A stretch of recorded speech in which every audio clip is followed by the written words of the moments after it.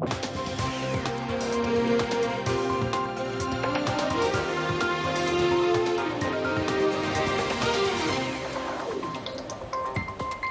and welcome to our English news edition coming to you from Canal, Algérie. First, to the headlines. In his capacity as the representative of the President of the Republic, Prime Minister takes part in the state funeral procession of the UK Queen and signs the condolences register.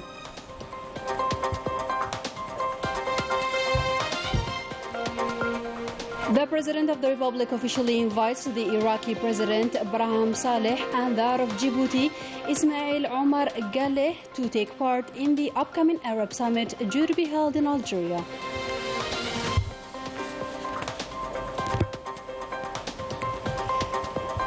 The Principal Private Secretary of the Presidency, Abdelaziz Khlaf, presides over the handover ceremony between Brahim Murad and Majid Ammour after his succession as the Presidency's mediator.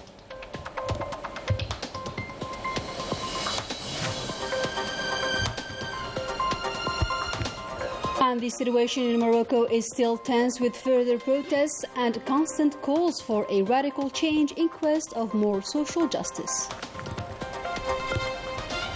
Good evening, those were the headlines. First, our news, and as a representative of the President of the Republic, Abdelmajid Tebboune, Prime Minister Ayman bin Abdurrahman took part in London in the state's funeral of the Queen of the United Kingdom of Great Britain and Northern Ireland, Elizabeth II. The Prime Minister had the final look at the mortal remains of the Queen at Westminster Hall.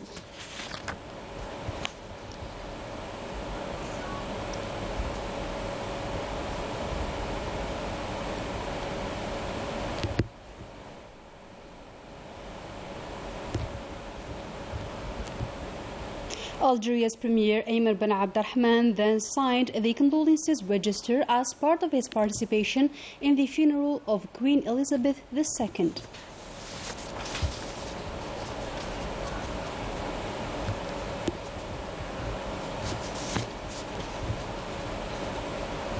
And later on, Prime Minister Ayman bin Abdurrahman made the following statement. لقد قدمت باسم السيد رئيس الجمهورية الجزائرية الديمقراطية الشعبية السيد عبد المجيد تبون. I'm representing President Abdelmajid Tebboune to extend his heartfelt condolences, those of the government and the Algerian people following the death of Elizabeth II, as well as our full compassion with the royal family and the British people. We pay tribute to the Queen for her efforts for peace, development and progress throughout the world, in addition to her efforts for promoting bilateral relations between the two countries and the two peoples. In other news, and in his capacity as a special envoy of the President of the Republic, the Justice Minister Abderrashid Tabbi was received on Sunday by the President of the Republic of Iraq, Brahim Saleh. During the audience, the Justice Minister handed an invitation letter sent by the President of the Republic, Abdelmajid Tebboune, in order to take part in the proceedings of the next Arab Summit slated for the 1st and 2nd of November, while expressing our President's willingness to witness Iraq's participation in quest of reinforcing the Arab ranks. For his part, the Iraqi president welcomed this kind invitation, highlighting that the holding of this summit in Algeria is of a great symbolic importance for Iraq, as the two brotherly peoples share a glorious history. The Iraqi president affirmed that Iraq will be present at the next Arab summit, while expressing his willingness to meet President Tebboune and work for the success of this important event. During his visit, the Justice Minister handed to the Iraqi Prime Minister Mustafa al-Kazimi an invitation letter sent by the President of the Republic to partake in the next Arab Summit.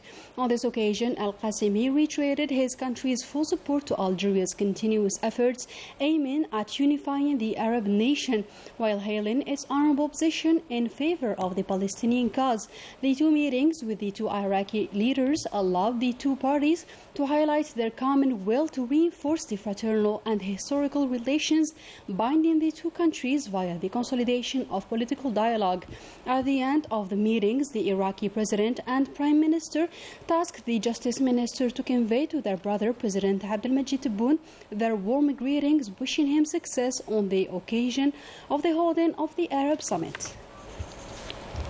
In the same context, and in his capacity as a special envoy of the President of the Republic, the Trade Minister Kamal Razik was received on Sunday by the President of Djibouti, Ismail Omar Guelleh, to whom he handed an invitation letter sent by the President of the Republic in order to take part in the proceedings of the next Arab Summit due to be held in Algiers. On this occasion, Kamal Razik conveyed to the greetings of the President of the Republic to his brother, the President of Djibouti, as well as his willingness to witness the active participation of Djibouti in the Arab Summit in order to reinforce the Arab solidarity and meet the aspirations of the Arab peoples. For his part, the President of Djibouti instructed the Justice Minister to convey to his brother, President Abdelmajid Tebboune, his warm greetings, expressing his availability to partake in the summit.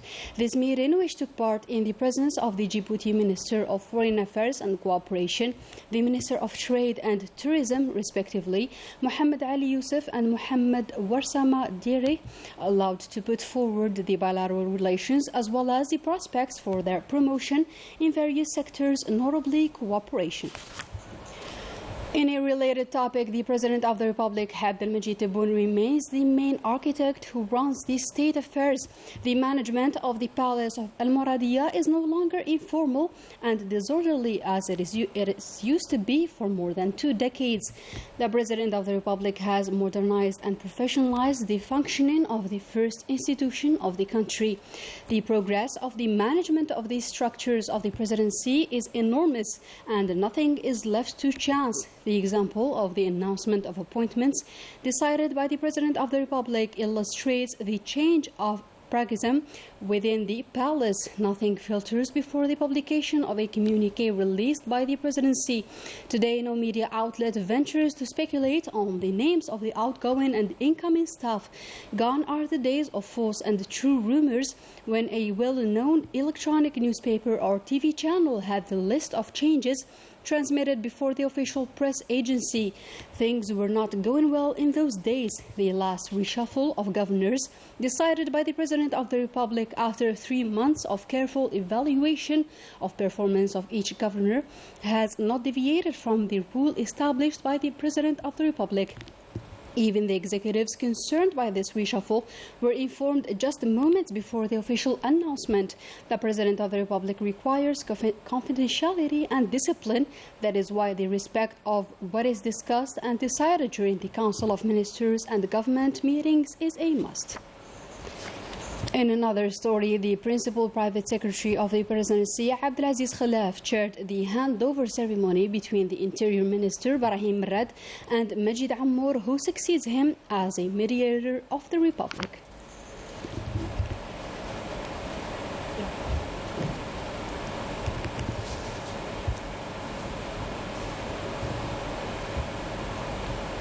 And ahead of the local partial elections, the President of the National Independent Authority for Elections, accompanied by the Minister of Communication and the General Manager of State Television, as well as General Manager of the National Radio, carried out a visit to the premises destined for free audiovisual speech during the electoral campaign. 6 localities in the provinces of Tizi Ouzou and Bijaya are concerned.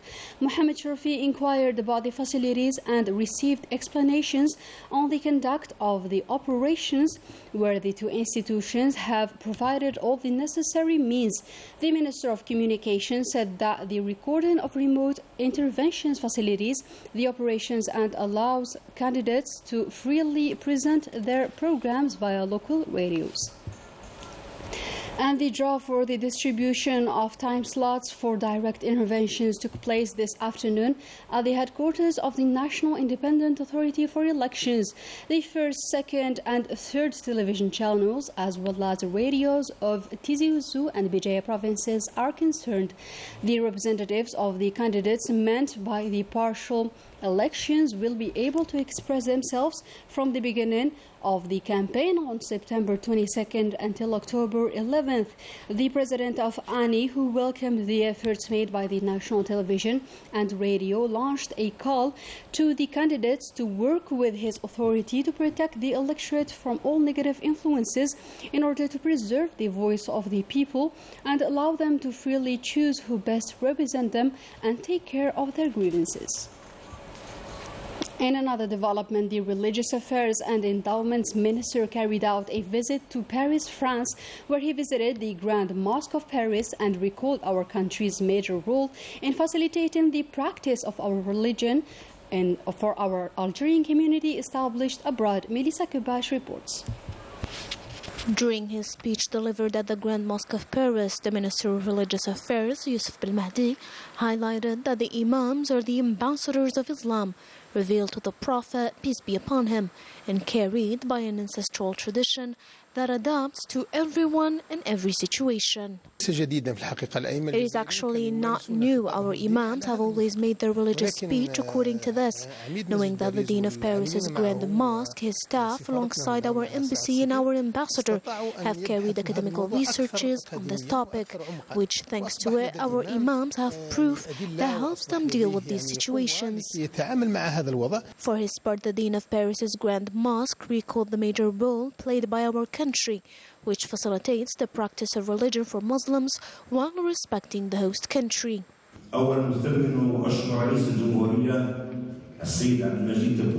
First of all, I would like to thank the President of the Republic, Abdelmajid Tebboune, for his efforts and interest given to the Grand Mosque of Paris, knowing that he is the only president that comprehended the role carried by the Grand Mosque of Paris for the benefit of our diaspora. Un message qui aujourd'hui m'est transmis en fait par le président de la République algérienne, c'est I am sharing a message that has been transmitted to me by the Algerian President of the Republic, which is the role of Paris's Grand Mosque, namely for the youth, including the Algerian youth and civil society. There is still work to do, and we've already started it and carried some operations. And today, in cooperation with the Algerian embassy here in France, we will launch a number of projects that are very important for the French-Algerian community. A role that Algeria aims at carrying through virtual techniques so as to maintain the ties with the Algerian community settled abroad.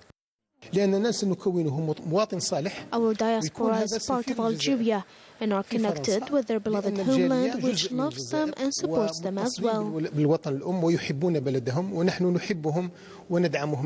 At the end, the visit was carried out to the restoration sites carried by the mosque on the occasion of its centenary anniversary.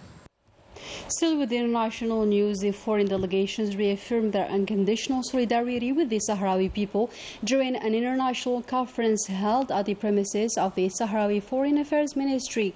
The legitimate fight for the Sahrawi people for independence and the plunder of its natural resources by the Moroccan occupier were at the heart of the symposium. Story by Sabrinta Ferganit. International left progressive movement is calling on UN and its Security Council to act urgently in order to allow the Sahrawi people snatch self-determination, stressing that the misery that Sahrawi people are facing for more than 47 years is a shame for the international community. Those representing the progressive movements in Europe and Latin America also discussed topics related to the legitimate fight being carried out by the Sahrawi people seeking independence, also the exploitation of the rich resources by the Moroccan occupier. 12 countries. We represent the 10 international organizations that support the Sahrawi cause. The visit shows the interest that we have for this cause and for the self-determination of the Sahrawi people. I came all the way from Venezuela, one of the numerous countries supporting the Sahrawi cause. I'm one of the representatives of a Latin American organization, and we are calling for the respect of the international legitimacy. Saadiya Isa Ismail, a Sudanese human rights militant, tackled the Sahrawi situation and the significant international solidarity with it, calling for defending Sahrawi's people's right to self-determination, and she saluted the bravery and the fight led by the Sahrawi women and people against the Moroccan colonizer. The Sahrawi women represent as well African women, and when I see what happened to Sultana Khaya, assaulted and raped several times in a total impunity, these are unacceptable acts that should be denounced by the international community. We are here to represent the Latin American International Organization, and as you know, Colombia has a strong relation with Western Sahara. We support and denounce all the violations committed against Sahrawi people. The Western Saharan cause is witnessing a significant progress, including the resumption of the armed struggle after the ceasefire agreements violated by the Moroccan occupier on the 13th of November 2020, violating rights of independence and liberty of Sahrawi people, destroying by that peace and stability in the region, swamping it with drug and encouraging organized crimes and terrorist groups. In another development, the Moroccan regime strategy keeps worsening the country's situation, already marked with the numerous protest movements carried out across the Moroccan cities with an aim to denounce the Makhzen regime and the chaotic socio-economic situation. More insights with Melissa Kebash. While Moroccans remain in the streets expressing their anger and refusal for their life conditions, including the ongoing injustices felt among due to the unfair Makhzen policy, their diaspora are determined as well, as it is the case with this Moroccan citizen settled abroad who is denouncing the Moroccan regime. I don't understand why the king enjoys torturing his people, and what truly makes me angry and sad at the same time is when someone intervenes and you see here another chanting, "Long live the king." Why would you say that? Go to Morocco and you'll see what people are suffering from. كتبدا كتهضر ولا شي واحد كيقول له عاش الملك عاش الملك، يعني كيقولوها بواحد الطريقه.